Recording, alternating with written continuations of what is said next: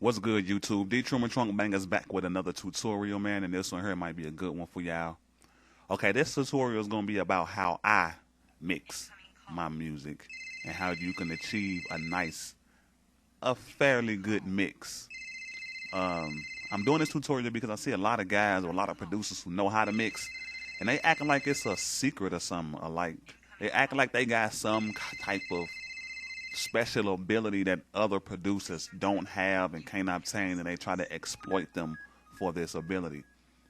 It kind of messes me up, but now I'm finna crack it wide open because I'm finna show you guys out there who want to actually learn how to mix some music or who want to come up with a good mix. And then I hate when producers be like, oh, got videos on YouTube and say, this is how you mix, this is how you yada, this is how it should sound, this is yada.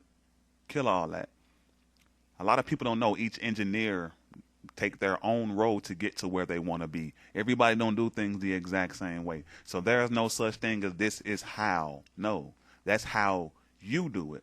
Or this is how you should do it. No, that's how you do it. Now, if you want to share that with other people and tell them this is how I do it, I respect that more than the guy just saying, oh, this is how you do it. No, that's how you do it.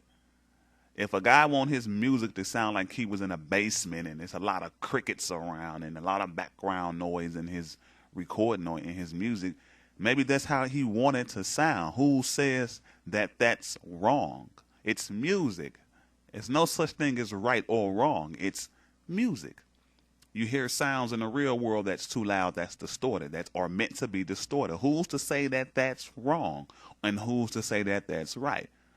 You know what I'm saying? But when it comes to a certain type of rule, as far as how one mixes their music, then they can determine what's right and what's wrong with how they want to achieve a mix or the overall outcome of a mix. So I'm gonna get into this tutorial, man, and show y'all exactly how I achieve my mix, and I'm gonna help a lot of y'all out there, man. Take a listen for a minute, man. This is just something I was working on. I'm not completely done with it. It's not a whole, piece of material, but just check it out.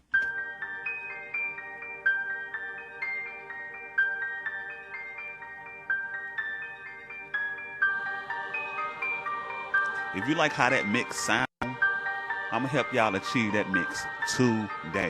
Okay, so no longer have to worry about asking another guy how to mix and he acting like he don't want to tell you, or a female acting like they don't want to tell you, or a producer acting like they don't want to tell you how to achieve a mix. Don't worry about that. That's why I'm here. You know what I'm saying? Time to crack this game wide open for you guys and get y'all into a position to where you start selling music, be satisfied with your mix, and have the things and the tools you need to achieve a certain level of quality. Okay. Okay, so what I'm gonna do is now, before I go into all this tutorial, before I get into a lot of detail, I'm gonna just go back and just put it from song on pattern. I'm gonna go to different patterns, and I'm gonna play them all each. As a matter of fact, I'm gonna take the effects off of everything, and I'm gonna show you exactly how I achieve my mix. Okay. In this tutorial, I'm not going to talk about the characteristics of music and the art, the humanization of sounds and things like that. I'm going to talk about the mix. So this is a piano I started with. And before this, how it sounds. So what I basically did was, when I load my sounds into the mixer, each of my sounds I load into the mixer. I always do that. Each sound goes into a different empty slot in the mixer. So that way I can apply whatever effects I want. So once I put it into the mixer, I grab like an EQ. It could be any kind of EQ, whatever EQ you're comfortable with, whatever. They all do basically the same thing. A parametric EQ, they all do basically the same thing. They deal with frequencies, okay? So what I'm gonna do is I'm gonna put this back on 0. And this is what I do to achieve a mix. I hear the lows in the sound. And I know a lot of all sounds, or most sounds have bass, but only to a certain extent. You feel what I'm saying? So what you want to do is eliminate, or what I do is eliminate those frequencies that don't apply for the most part. So since this is kind of like a piano sound, and as you can see on the screen in the parametric EQ, all the spots that's lighting up very light or very vivid is where the EQ, or is where the sound on the EQ is really sits. You know, all the light parts that's lighting up is where where the sound touches in the in the particular spectrum of, you know, high and low. Those are all the spots that it touches, that the sound is capable of touching. So when you just regularly hear this piano and you see those very faint glows that's in like a pinkish purplish color, that means that it has some type of bass. From the 1 to the 2 is mainly the bass area of the EQ. So it has some bass in this piano. I guess I said that right, but it has some bass in this piano. So, but what I do to achieve a nice clear mix is I take out some of the bass and just listen.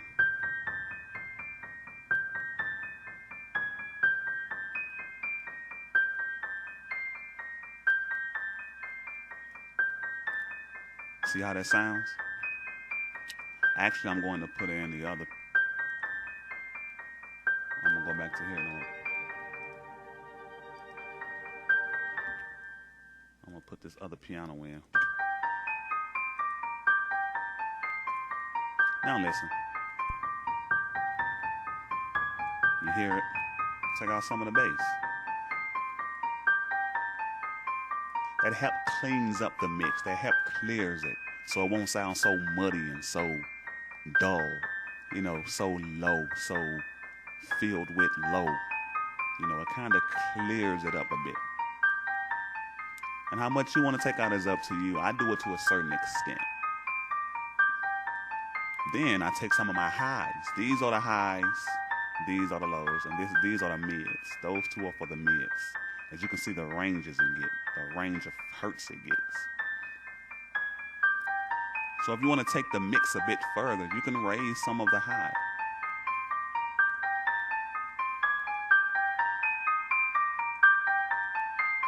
And you don't do this by looking at it. Like, the visualization of audio from these tools is to help you see where you land when you switch and move certain knobs.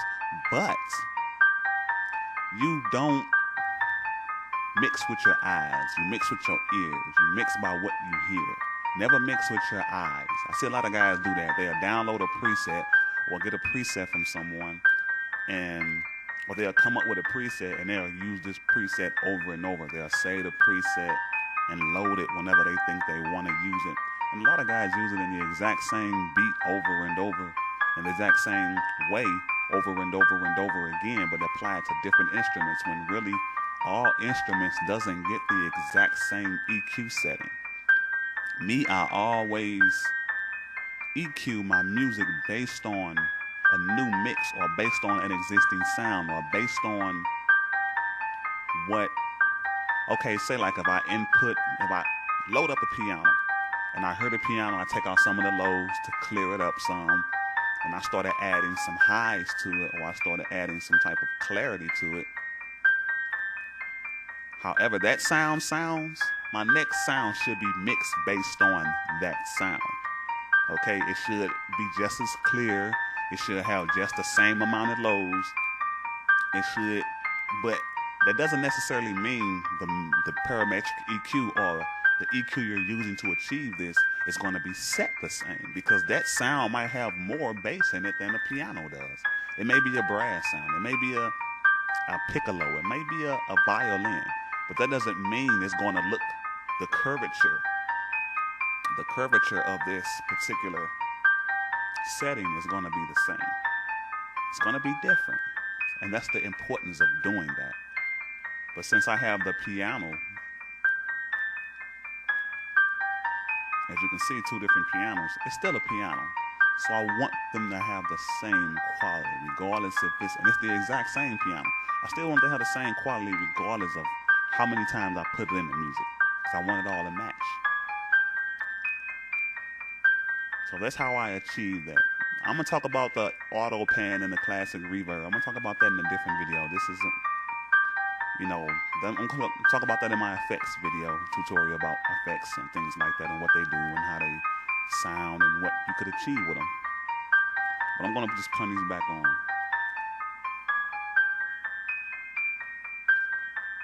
Okay, so my next instrument is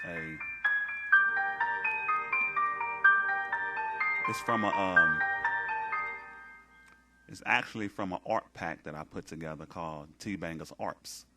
And it's just a regular ARP sound I created using FL Studio and a couple of their plugins. I think the plugin was Harmless.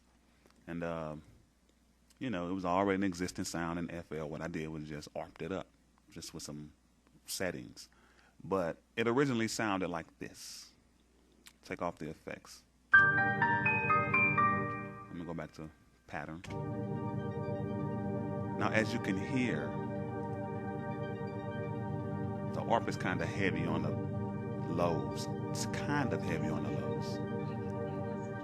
So, if I turn this back on and go to the ARP, I want to mix everything in your face so you can know exactly how to achieve a mix. Turn that back on. And as you can see, the ARP is kind of glowing, or the preset for this ARP, or the parametric EQ, is telling me when I see it, not only I see it, I can hear it, that the bass end is kind of present. It's very present, which means that I can hear it. So what I would like to do to clear up this mix, to take some of the muddiness and some of the lowness and some of the mugginess. It sounds like, I heard beats sometimes sound like someone's talking with their hand over their mouth. You can hear it, but it doesn't sound clear. So what I would do in this case is take out some of the low.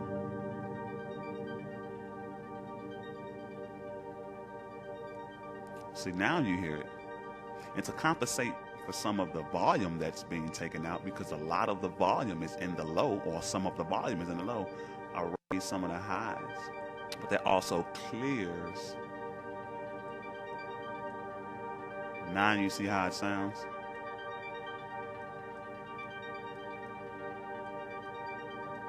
I play with it until I achieve a certain sound. I don't want all the bass out of it, because every sound, or almost every sound, naturally has bass in it. You may not be able to tell a difference. But if you had a parametric EQ spectrum in your head, and every time you heard a sound, you would see lights on this spectrum of high and low, you would clearly see the low end still lights up, because every sound naturally has bass. And as you can still tell, as I took all of the bass out of this, or some of the bass out of this particular sound, it's still glowing in the low end. It's because it naturally has bass in it. So I don't want all of the bass out, and it wouldn't sound right. It sound like this.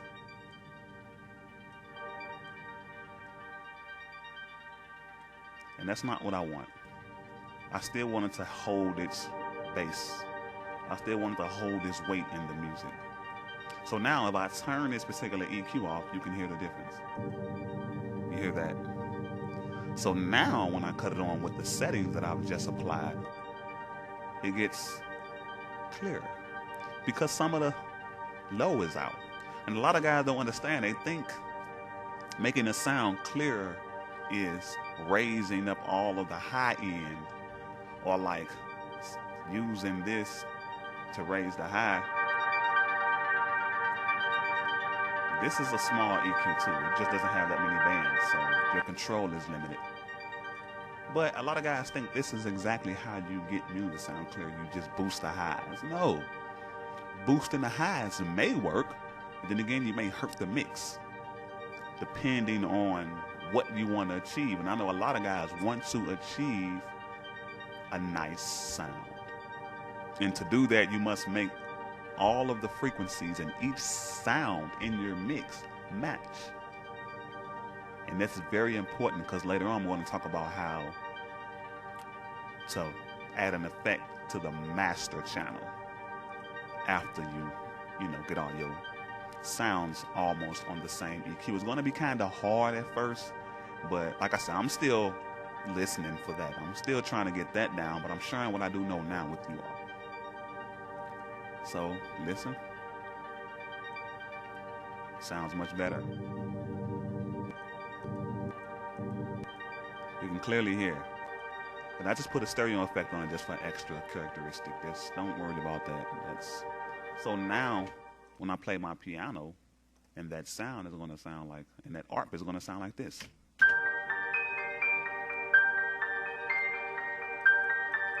Instead of like this.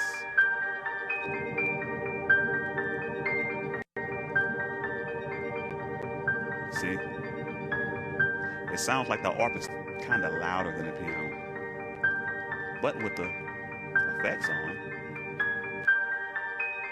the ARP can be just as loud as the piano, but doesn't overpower the piano. You want it all to stand out. Are y'all following me? Hope so. I'm trying to make this as simple as possible. I know it's kind of hard for guys to understand frequency. So now what I'm going to do is go to my third sound, which is a choir out of contact.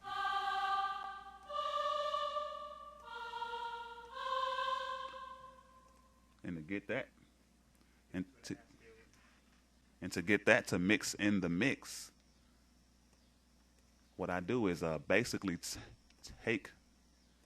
make whatever melody I want with the sound, and I listen to my existing sound.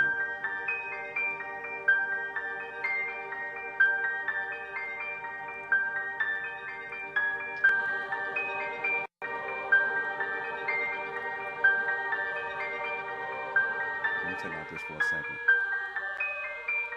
So when I listen to my existing sounds, I want that choir, the quality of that choir to match the quality of the piano somehow. So I take that and I reroute that to a mixer channel, and I put a parametric EQ on that. The reason why I use the EQ a lot is because the EQ is responsible for modifying the frequencies. The frequencies is the biggest thing you want to pay attention to when you mix in music. Volume is very important as well, but with frequency, you can always find the right volume for things. And I don't like a lot of my sounds to overpower each other, so I like them all to be kind of subtle, but all on the same volume. So that's why I turn the choir down some to mix in with this whole thing.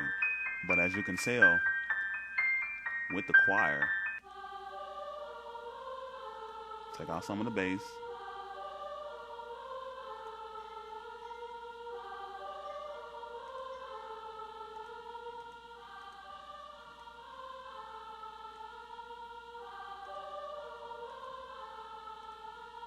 Don't worry about the volume. I just turned it down to match the mix. I can turn it up.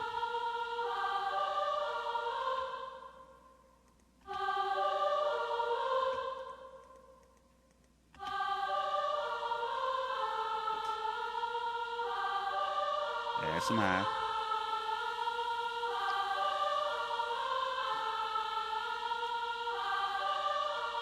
See how that sounds? Sounds much different than this. Now you can hear the bassiness in it, and you can hear just the mugginess in the mix. So if I played that with the rest of this the way it is, it'll sound like that. But if I apply the setting, see how much clearer it got, see how well it fit into the mix. I mean, sometimes you gotta tweak it. This isn't perfect, but I'm just showing you guys how to achieve a nice mix. Put this on. This is how you achieve a nice mix you can be satisfied with. And to me, that choir is too loud, so I'll turn it down.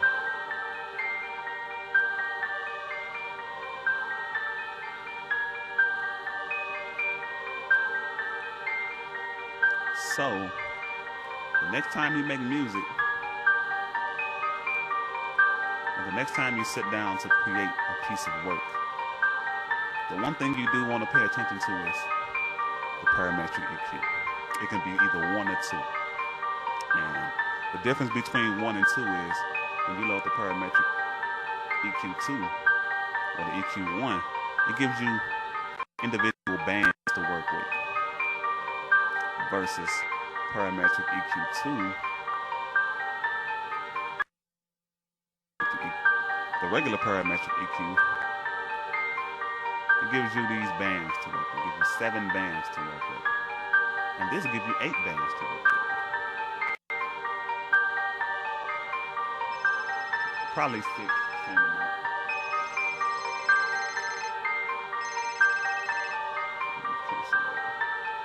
But like I say, man, this has been D Truman with another tutorial about how to mix. And I want this tutorial to be a tutorial that can really help people out. So if you're trying to find out how to get a good mix, this is a nice way, or this is a way you can experiment with to achieve whatever mix it is you're trying to get. You know, play with the EQ, send every, open up the channel settings, click on this arrow down, and always assign your sound to a free mixer track. That's the first thing you do. And then you load a parametric EQ on it. EQ1 or EQ2. You know. And when you do that, always remember, that's the first thing you want to do when you load a sound. Put it to a mixer track and load the EQ and modify its frequencies. So that way, you can start to come up with a mix that you're satisfied with. D Truman Trunk Bangers, much love to everybody. I hope this tutorial help out a lot of you producers out there. And keep trunk banging, man, and keep your head up, man. Holla.